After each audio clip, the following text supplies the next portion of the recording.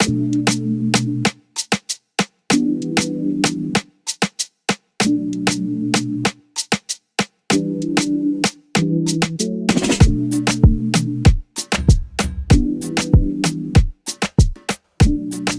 is Aaron Rice with Maryland Climate Tech 2026, and I'm here with my good friend Cleo from the Maryland Association of Realtors. Cleo, let us know who you are, what you do, and where you do it.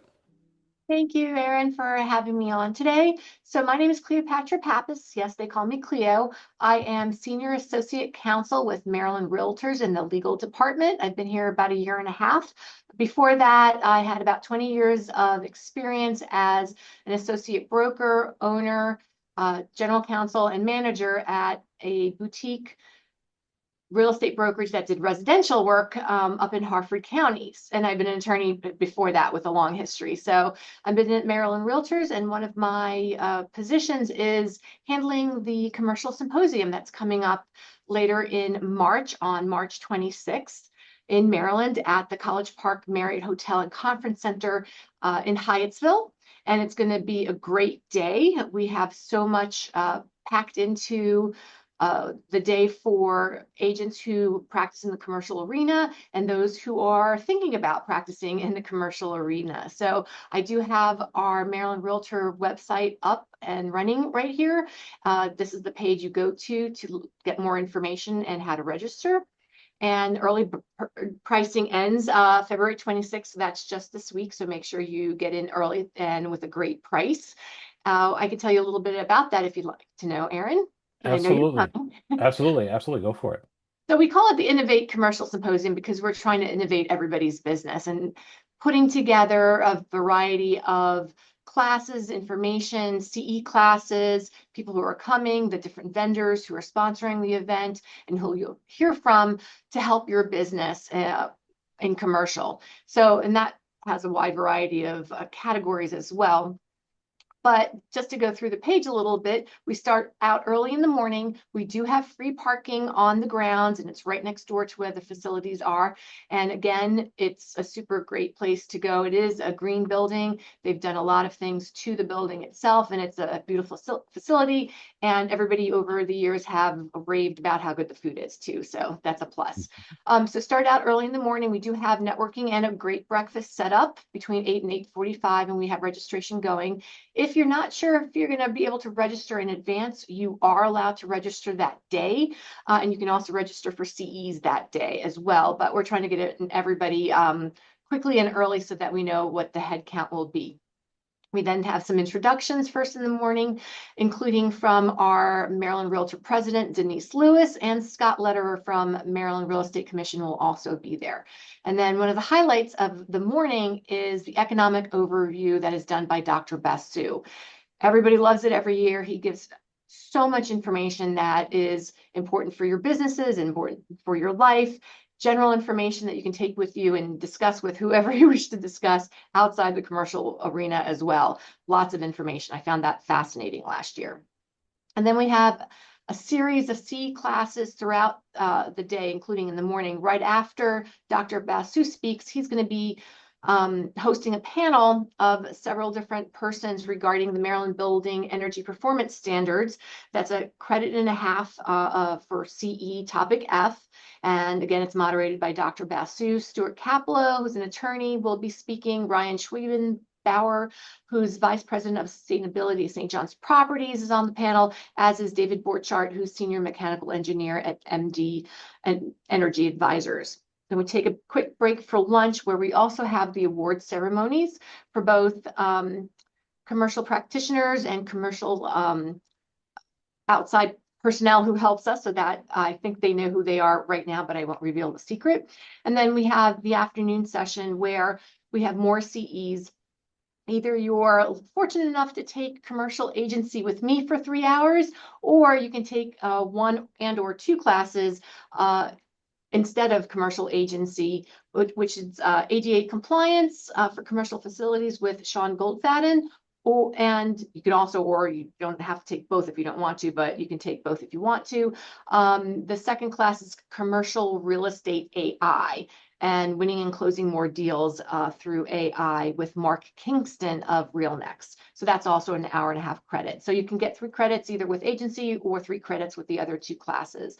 And then we have a wonderful happy hour where you get to do some more networking, and we have a deal exchange so that if you have an upcoming listing or a current listing that you would like to get more eyes on, please submit it. We'll have them on a running board out at the happy hour. And it's a great way to start talking about that listing or others that you may have as well, and just talk to people and get more information for your business. So we have a great day planned. It is very full, and I think it'll be very informative and very worth everybody's time and effort to make it. Absolutely. So, one of the things that I've noticed, and I'm very excited about, because let's take it a few steps back, Cleo. You and I am an active member of the Maryland Realtors Commercial Alliance, and you're very active in that as well. And so, I'm glad that you agreed to participate in Maryland Climate Tech 2026, just to maybe talk to practitioners about, what training is available. I know what often comes up in our conversations is just how difficult and challenging it is for commercial practitioners and commercial licensees to be able to get continuing ed. And so this is a forum where agents can get, close to what, 5, 6 hours, 7 hours of CE all in one place. So I'm very excited about that. Stuart Kaplow is also one of our presenters at Maryland Climate Tech. So you got two presenters from the commercial a symposium presenting here as well. So we want to be able to lift up the symposium. If you're a practitioner that's watching this, definitely encourage you to register to attend. I will be there getting my commercial CE as well.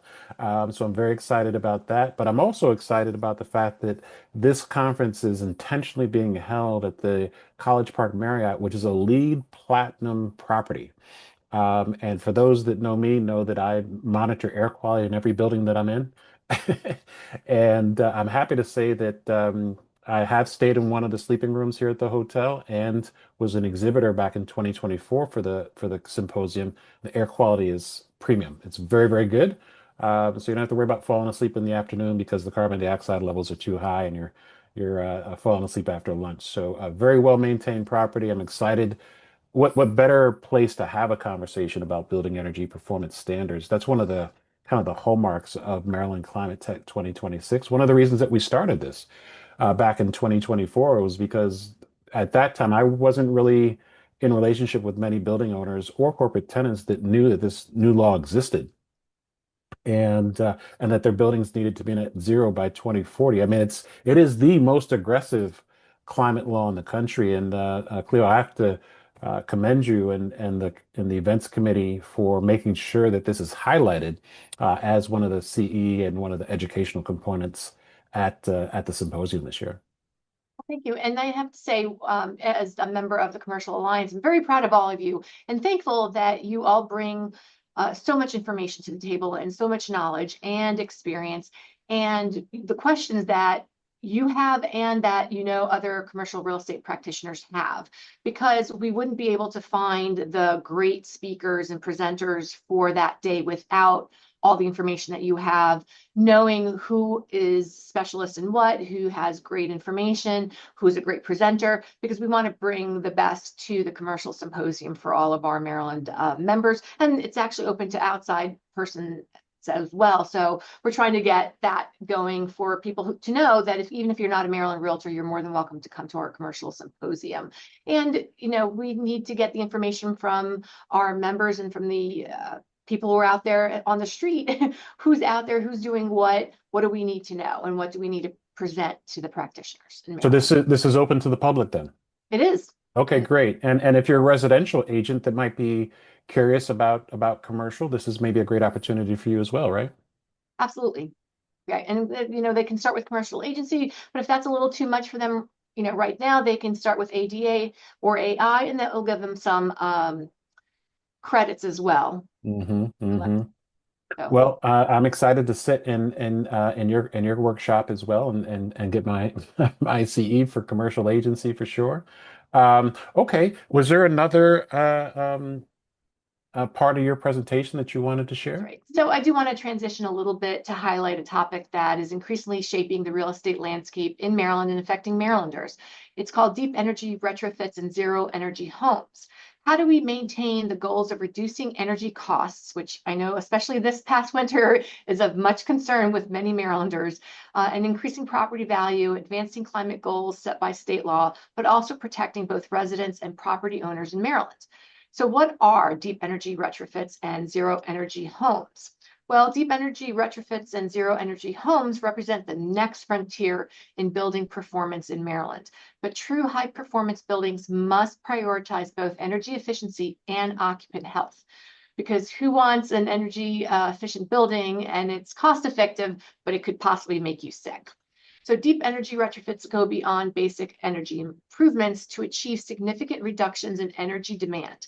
This includes enhanced insulation, air sealing, high efficiency HVAC systems, heat pumps, and on-site renewable energy. Zero energy homes take it a step further by producing as much energy as they consume annually, typically through solar paired power with efficient design and smart systems. However, tighter building envelopes and energy-driven designs can unintentionally create unhealthy indoor environments if ventilation, moisture control, indoor air quality are not properly managed. Even buildings with respected environmental certificates such as LEED, WELL, Fitwel, or Net Zero designations can expose occupants to elevated radon levels. Asthma triggers, mold, volatile organic compounds, which are known as VOCs, and poor air circulation if the focus solely is on energy savings rather than validated public health outcomes as well. Ongoing indoor air quality monitoring and radon testing are critical to ensuring that green buildings are also safe and healthy places to live and work. Now, when I was in the residential arena, I definitely knew all about radon testing for residential homes. It never occurred to me at the time that this was also a concern for commercial buildings. So just something to keep in mind. So how do we figure out if green buildings are safe and a healthy place to live and work? Well, let's talk about the RESET standard. RESET stands for Regulatory Evaluation for Sustainable Environment Tools. It is a performance-based standard focused specifically on continuously measuring and verifying indoor air quality using real-time monitoring and technology. And I know Aaron knows a lot about this. So the RESET standard is an international building standard that focuses specifically on indoor air quality. Unlike traditional green building certifications that rely on periodic testing or design specifications, RESET is a performance-based and requires continuous real-time monitoring of air quality using accredited sensors installed in the actual space. This means the building must actually prove on a regular ongoing basis that the air meets specific health standards, not just at one point in time, but every single day. So for projects pursuing LEED V5 indoor air quality credits, a RESET accredited monitor must be used to qualify. Other major building certifications, including WELL Building Standard and Fitwel, recognize RESET through formal crosswalks, meaning the air quality requirements align with or accept RESET performance data towards compliance.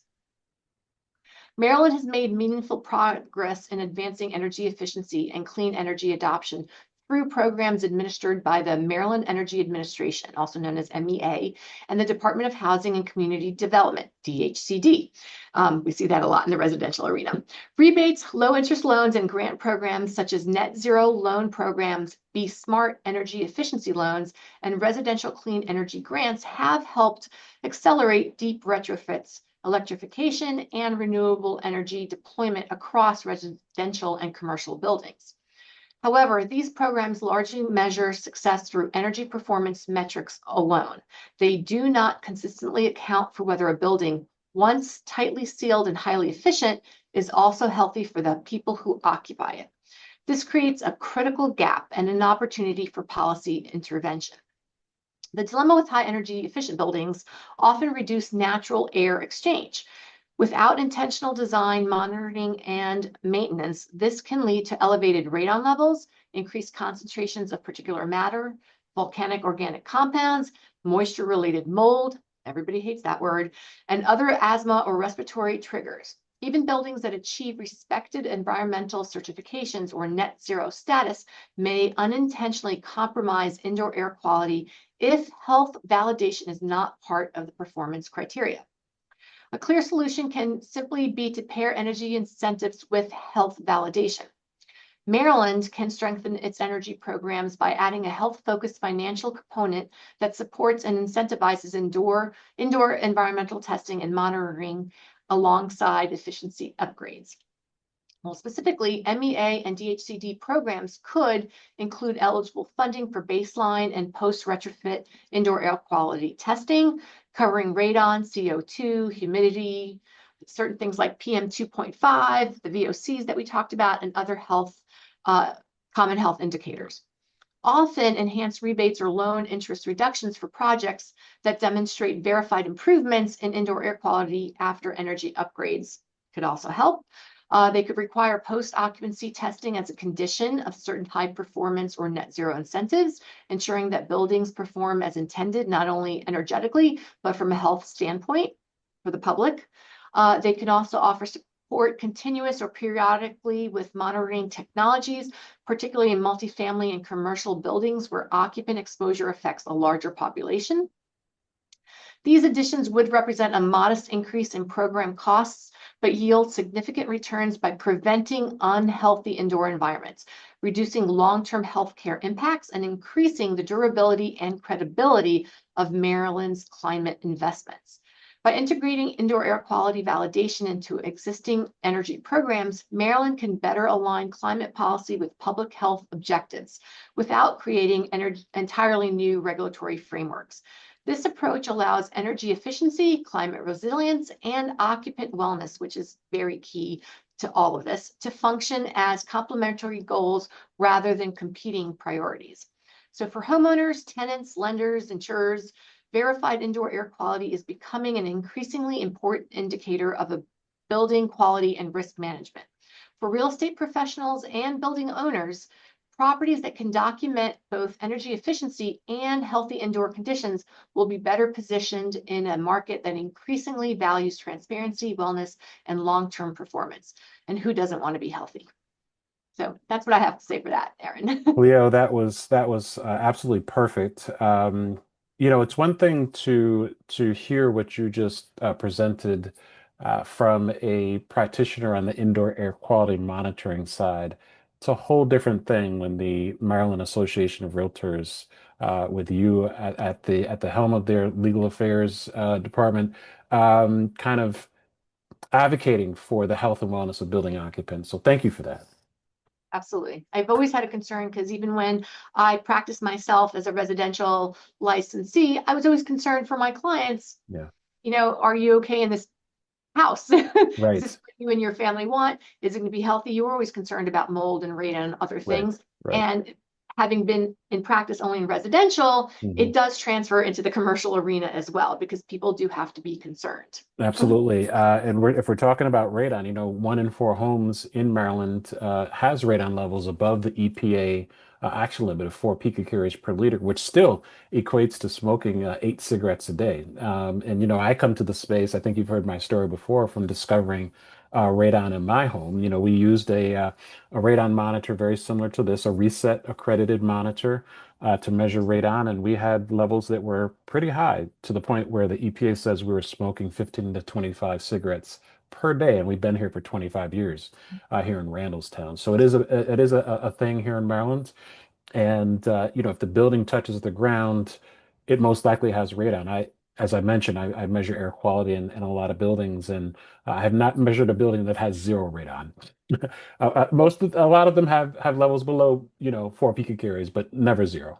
Right. And what I think, if I recall correctly, Maryland is one of the states that has one of the highest levels of radon readings across the country. Yes. It is a concern because, especially if you're worried about your lungs and breathing is an important factor in everyday life, you don't realize it's happening to you. So you want to And be and the careful. only way to know if you have it is you have to test for it. You can't see it, can't smell it, can't taste it. Luckily, my family hasn't had any adverse effects by it, but we caught it soon enough that we got it mitigated soon enough. So, and as a practitioner, we all hear about we hear about radon, but it's like how many of us have actually measured our own homes? And it wasn't until I measured my home that I was like, oh crap, oh my gosh. And what prompted that was because I'm reading this book by Dr. Joseph Allen called Healthy Buildings. I'll link it up here. And in that book, he talked about how radon gas emits from granite countertops. Right. And we just recently renovated our home with granite countertops. So that's actually what prompted me to test for radon. And of course, the radon that emits from granite countertops wasn't necessarily an unhealthy level, but it did indicate that we had radon in our home because we're by a lot of quarries, granite quarries, otherwise granite road and those types of things. So that's one of those things that until you test, you don't know. What would you think is the biggest barrier for real estate practitioners to maybe take the track of, deep energy retrofits, the health and wellness of the occupants, healthy, smart, high performance buildings? Is it a lack of awareness, or what do you think is the Absolutely. biggest Lack of barrier? awareness and education. Hmm. A Hmm. 100%. Because until we were informed about radon, it just was not on the radar Hmm. for residential agents. Hmm. Hmm. And until all these things are popping up for those in the commercial arena, it's really not on their radar Hmm. unless somebody informs them or gives them the trigger of, can we investigate X, Y, or Z? Hmm. And that I think is super important. So I think a lot of the changes that Maryland is making and the educational efforts that are ongoing, helps practitioners be aware and inform their clients, hey, maybe you want to look into this. Be aware and here are the requirements. And it's just a step-by-step process because, real estate practitioners are not healthcare practitioners. Right, They're not in that arena. right. So they may have heard of something, but not until you know exactly how it can affect you or your clients will you be having this in your forefront because, you're thinking about home inspections, but you're not thinking about other types of health awareness inspection that you may want to have take place for your client. Correct, correct. So when we're out showing properties, whether it's commercial or residential properties to our clients, we're walking into the homes, with our air quality monitors. We're not doing home inspections, we're not home inspectors, but we are kind of getting a sense of what's going on in regards to the air quality. And then if we find something is strange, then always recommending that they get a second opinion. Don't take our word for it. But it is kind of I think we're going to probably start seeing more of that, especially post-COVID.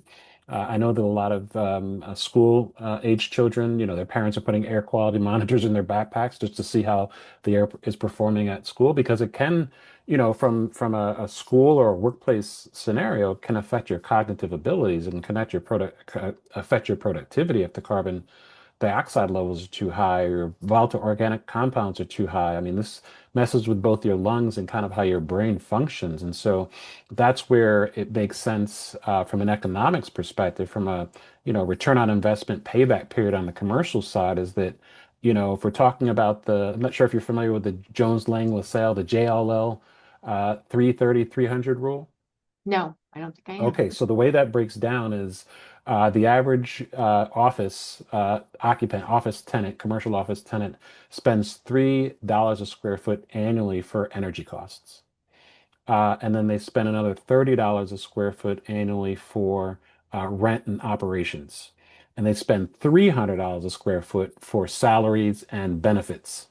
And so what the study is showing is that if you can increase your employees' productivity by 1%, maybe 3%, that actually pays for the energy, definitely pays for the energy bills for the next 30 years. You can even pay for your mortgage for the next 30 years just by focusing on the health and wellness of the building occupant and not so much the energy, but the building energy performance standard focuses on, removing combustible natural gas furnaces and water heaters and those types of things and going all electric, which is great, which is great.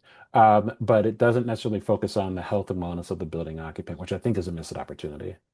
I can see that. And I could say, who hasn't walked into a building somewhere and after a while of being there, you just have a funny headache, right? So I think You're we all experience something that has affected us without our awareness of the actual connection. And that's the strange thing, is a lot of times you think it's just you, like maybe I'm coming down with something, right? Maybe it's just me, But then when you actually, if you had a air quality monitor in your briefcase or your purse or something, you pulled it out, you'd be able to see the data is resonating with the way your body feels because your body will feel when you're in a healthy space. It'll feel like, wow, I feels really good here. Like the humidity is maybe at 40%, 47%.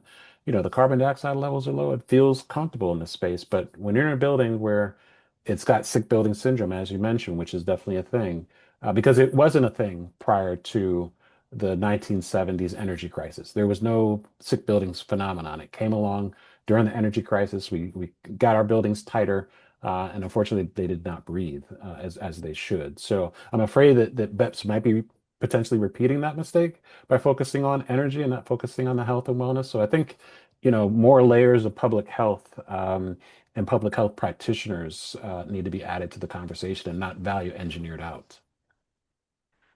Absolutely. So,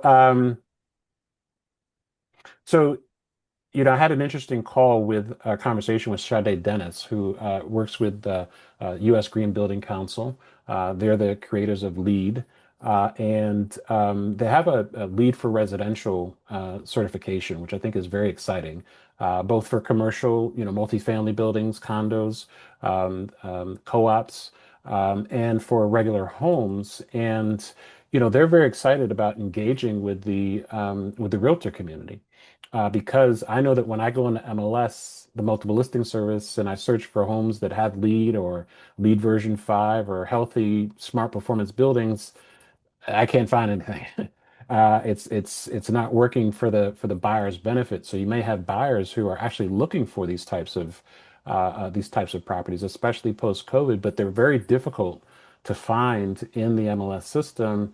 And most buyers don't know to go to the USGBC website to find a list of properties that are LEED certified. So I told her that I would be talking with you later today and hopefully try to make a connection because I know that they're wanting to work closely with practitioners to get them educated to bring more awareness to the table so that as they're putting listings in the MLS, whether they're commercial or residential, they're making a notation of, all the amenities that it has, as opposed to maybe just bedrooms, bath, and price per square foot. It's more of a value per square foot as opposed to price per square foot. Makes sense. Something for Bright MLS to consider, I suppose, as well, or at least for Absolutely. agents to put in remarks if they know. Absolutely. Absolutely. So, you hit all 4 points. We have four pillars that we're talking about at Maryland Climate Tech 2026. One is, the high energy costs. Maryland has the highest energy costs in the nation. Residential, I think the median annual bill is around $6,500, about $445 a month. That's right around what we're paying. I don't know about you and your home, but Well, I thought I was doing budget billing, and then I noticed my bill recently and saw, oh, by the way, it's going to have to increase. And I was a little bit of a shocker. So, of course, I'm yelling at my husband and sons to always turn off lights and wear an extra sweater so we don't have to jack up the thermostat. Look, I've got my wife showed me this energy at a glance from BGE, and our usage is actually down 6% from other homes that are like ours, and we're performing better than quote unquote energy efficient homes, and we haven't done anything magical here in our home, but our bill's still doubled. So yeah, it's a problem, it's a challenge, and luckily we've got people in Annapolis trying to solve that, which is great. And then the other pillar we talked about, Maryland having, 1 in 4 homes having high levels of radon. So that's one of the things that we're definitely addressing here at Maryland Climate Tech. Um, Asthma, a really big issue. Baltimore having the highest rate of asthma-related fatalities in the nation, which is very unfortunate. And then sea level rise is something that we're really focused on as well, and really focusing on, the Eastern Shore and the land subsidence and sea level rise infiltration is just causing a really untenable situation. I mean, I think by the year 2100, we're due to lose 68,000 homes due to sea level rise and climate change. So there are things that we can do if we're not necessarily on the water or on the shore. I'm in the western part of the state, but there are things that we can do. And our thesis is that the change of climate change starts at home. And I think that brings us back to kind of where we started in regards to different things that we can do on the residential and commercial side of the real estate business. We can all do a little something. Absolutely, absolutely. Well, Cleo, this is great. I really appreciate your time, your subject matter expertise in this space, and we'll make sure that the website to the upcoming symposium shows up on the screen. People can register, and I hope to see people there. And I look forward to meeting you in person. We haven't met in person yet, so Likewise. I Yes, look we've forward to talked a meeting lot, you. but not in person. That's right. Thank you so much for participating this year. I really My appreciate it. pleasure. Thank you very much for having me. My Have a pleasure. good rest of the day. You too. Thank you so much.